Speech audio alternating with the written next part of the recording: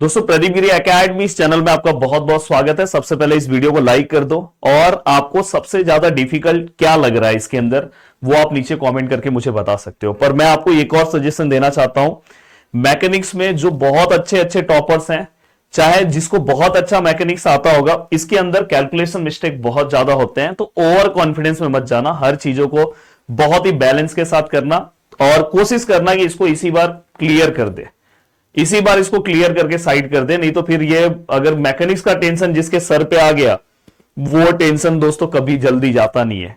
बहुत सारे लोगों का तो मैकेनिक्स की वजह से इंजीनियरिंग कंप्लीट नहीं हो पाता। पर अगर जो स्टूडेंट वही फोकस वाइज अपनी चीजों को कवर करते हैं, स्मार्ट तरीके से करते हैं, वो आराम से इस पेपर को निकाल लेते हैं। मैं आपको ये बोलना चाहता हूं दोस्तों कि इसको करना कैसे है। मैं देने जा रहा हूं आपको क्वेश्चन, सब कुछ बता रहा हूं, पर करना कैसे, क्योंकि आपका देखो प्रीवियस क्वेश्चन पेपर भी मेरे हाथ में है। तो मैं आपको ये बताना चाह रहा हूं कि इसको करने के लिए ये मेरा प्लेलिस्ट है यूट्यूब का, वो आप फॉलो कर सकते हो। मैं उसका लिंक दे दे रहा हूं। इवन हमारा जो दूसरा चैनल है वहां पे बहुत सारे वन शॉट वीडियोस हैं, उसे आप फॉलो कर सकते हो।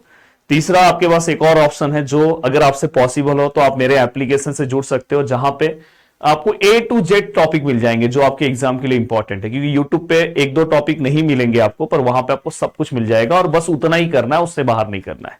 अब देखो दोस्तों, आपका जो पहला यूनिट है इंट्रोडक्शन एंड फंडामेंटल प्रिंसिपल, जो हम प्रीवियस ईयर्स पेपर के एनालिसिस वाइज अगर मैं देखूं तो इसके अंदर आपको किस तरह के क्वेश्चन पूछे जाएंगे। तो दोस्तों इसके अंदर जो आपको सबसे ज्यादा फोकस वाइज जो क्वेश्चन कवर करना है दोस्तों, ये रिजल्टेंट वाले जो क्वेश्चंस होते हैं। अब रिजल्टेंट दोस्तों मैक्सिमम टाइम पे कॉन्करेंट फोर्सेस से रिलेटेड वो रिजल्टेंट का पूछते हैं, जैसे पिछले बार भी उन्होंने पूछा है।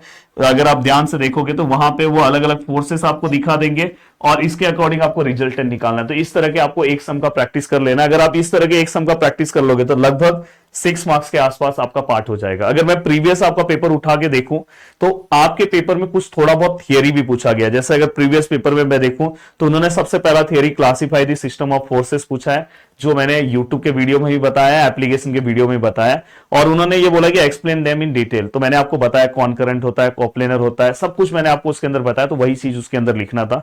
दूसरा उन्होंने थियरी क्या पूछा था दोस्तों, types of load in detail with sketch. तो आपको थोड़ा बहुत थियरी पूछा है, तो थोड़ा बहुत आपको जो बेसिक थियरी है वो आपको प्रैक्टिस कर लेना चाहिए। जैसे लेमिस थ्योरम क्या होता है, बैरिंगम थ्योरम क्या होता है, ये सब थोड़ी बहुत चीजें आपको पता होनी चाहिए, जिससे आपको अगर थियरी से रिलेटेड अगर कोई चीज आए तो आपको लिखने आना चाहिए। जैसे उन्होंने प्रीवियस ईयर्स पेपर में जो क्वेश्चन पूछा दोस्तों, उन्होंने स्टैटिक फ्रिक्शन के बारे में पूछा, डायनेमिक फ्रिक्शन का डेफिनेशन पूछा, एंगल ऑफ फ्रिक्शन पूछा, एंगल ऑफ रिपोज पूछा। तो वैसे तो ये सब मैं आपको बताता ही हूं। तो ऐसे थियरी पर थियरी ना के बराबर आता है, मतलब ये बहुत ही कम पूछा जाएगा। तो अगर आप बस सोचोगे कि मैं थियरी करके पास हो जाऊं तो बहुत ही डिफिकल्ट हो जाएगा आपके लिए, तो थोड़ा सा ध्यान देना। तो एक इस तरह का क्वेश्चन हो जाएगा। और अगर मैं ध्यान से देखूं तो जो पहला वाला पार्ट है दोस्तों इंट्रोडक्शन का, वो जस्ट आपको स्ट्रांग बनाता है कि आप आगे के लिए तैयार हो जाओ। पर मैं आपको ये बोलूंगा कि पहला वाला पार्ट ही आपके लिए बहुत इंपॉर्टेंट है। सिस्टम ऑफ फोर्सेस जब आप देखोगे तो उसके अंदर मैंने बताया कौन सा फोर्स प्लस लेते हैं, कब फोर्स माइनस लेते हैं, राइट हैंड साइड में फोर्स क्या होता है, लेफ्ट हैंड साइड में फोर्स क्या होता है, ये सब आपको पता होना चाहिए, जिससे आप बहुत अच्छे से अपनी चीजें कवर कर लोगे। अब आपको क्या करना चाहिए दोस्तों, अगर मैं आगे की ओर बढ़ूं, उसके बाद अब यहां पे जो सबसे बड़ा खेल आता है दोस्तों वो है इक्विलिब्रियम का। अब इक्विलिब्रियम से रिलेटेड आपको बहुत बार क्वेश्चन पूछा गया। जैसे मैं आपके पेपर में देखूं तो 6 मार्क्स का क्वेश्चन आ रहा है। तो मैं हमेशा बोलता हूं इस टाइप में मोस्टली वो बीम और बीम वाले सम है, ये टाइप्स ऑफ बीम वाले सम है। तो यहां पे रिएक्शन वाले जो सम है इक्विलिब्रियम के, इस टाइप के सम्स आपको अच्छे से कवर कर लेना। इस टाइप के मैंने अलग अलग टाइप्स के सम कराए, तो इससे आप अगर एप्लीकेशन यूट्यूब से पढ़ो तो 3 से 4-5 सम सॉल्व कर लो, एक सम आपको 6 मार्क्स का इस टाइप का दिखाई देगा। तो आराम से आपका काम हो जाएगा, ये हो जाएगा ये। तो आराम से मैं बोल रहा हूं कि ऐसे सम्स मैं बता रहा हूं कि जो लास्ट के एक दिन में आप कवर करके पास हो सकते हो। अब दोस्तों ये आपने अगर कवर कर लिया तो दोस्तों इसके बाद आपको ना ट्रसेस वाला, देखो ये सब तो आपको थियरी के लिए करना है, types of beam, load and types of support, वो सब मैंने थियरी भी पूरा कवर करा है। बट यहाँ पे ट्रस वाला जो एग्जांपल है बाय मेथड ऑफ ज्वाइन और मेथड ऑफ सेक्शन, ये आपको अच्छे से कवर करना है। इससे रिलेटेड क्वेश्चंस पूछा गया है, तो ये इसके अंदर ये वाला पार्ट आपको प्रैक्टिस अच्छे से करना है। पर प्रॉब्लम ये है कि ये वाला पार्ट मैंने एप्लीकेशन पे कवर करा है। अगर आपका कोई दोस्त मेरा कोर्स लिया होगा तो उससे आप लेके बहुत अच्छे से सीख सकते हो। मैंने बहुत अच्छे से चीजें वहां पे कवर कराई है। अब मैं चलता हूं दोस्तों आगे की ओर।